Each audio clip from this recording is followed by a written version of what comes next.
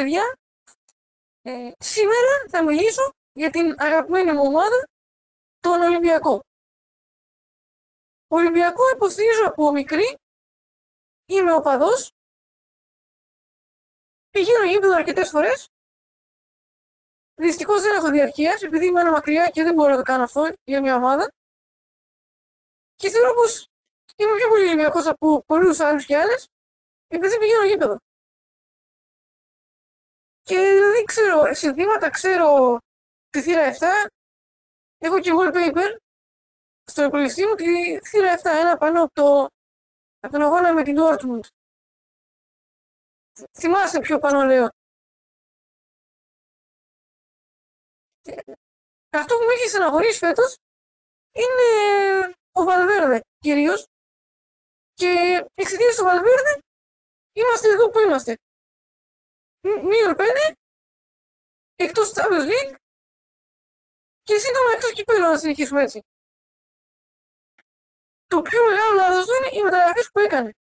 Δηλαδή, ο Γκρίγκιτς, ο Φέισα, ποιος άλλος, ο Μανιάτης, με ποια λογική αποκτήθηκαν οι Βιέστε. Πραγματικά με ποια λογική. Αν είχαν πάρει καλούς παίκτες εκεί, τώρα μπορεί να ήμασταν και πρώτοι. Ή μπορεί να είχαμε μείνει στο Champions League και να παίζαμε τώρα με την Πόρτο ή την Ανόρθωση ή τον Αποέλ. Όχι την Ανόρθωση, τον Αποέλ, συγγνώμη, μπερδεύτηκα. Αλλά ο Βαλβέρδε φταίει, επειδή οι μεταγραφές ήταν πολύ κακές. Επίσης, φέτος ο Ολυμπιακός παίζει πολύ άνεργο ποδόσφαιρο, καθόλου οργανωμένο, σέντρες και γιώνες, και υπάρχει διαφορά με πέρσι.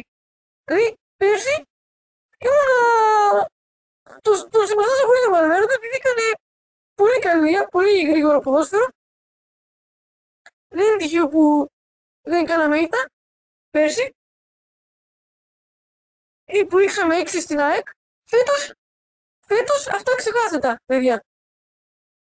Δυστυχώς, αν δεν κερδίσουμε την Κυριακή στην Θεσσαλονίκη, τον ΠΑΟΚ, που είναι πολύ δυνατός φέτος, βλέπω πως το πρωτάθλημα μας αποχαιρετάει. Δηλαδή, μόνο νίκη την Κυριακή, παιδιά.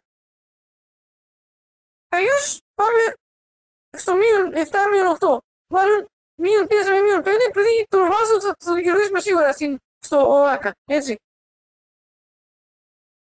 Άρα το φετινό πρόβλημα είναι ο Βαλβέρδε, οι μεταγραφές του, οι τακτικές του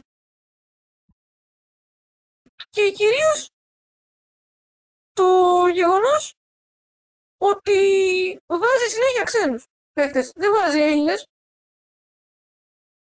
Και γι' αυτό έφυγαν παίκτες όπως ο Ματσούκας, ο Σοηλέδης, ο Κατσικογιάννης.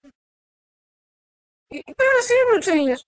Δηλαδή, ο ΠΑΟΚ που βάζει τα Ελληνάκια και τα μικρά, τι έχασε. Ή ο Παναθηναϊκός που βάζει τον Μαυρία.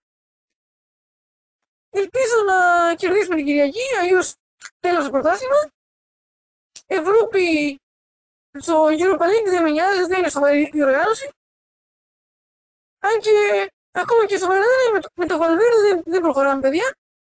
Ελπίζω να μην ανανεώσει το συμβόλαιό του για άλλο ένα χρόνο. Και σοβαρά ελπίζω να έρθει ο Λεμονής. Αυτά είχα να πω. Σκέφτομαι να κάνω μόνιμο ρεπορτάζ Ολυμπιακού, όπου θα λέω τις απόψεις μου κάθε εβδομάδα, επειδή πιστεύω πως έχω πολλά να πω. Αυτά είχα να πω. Καλή σας μέρα.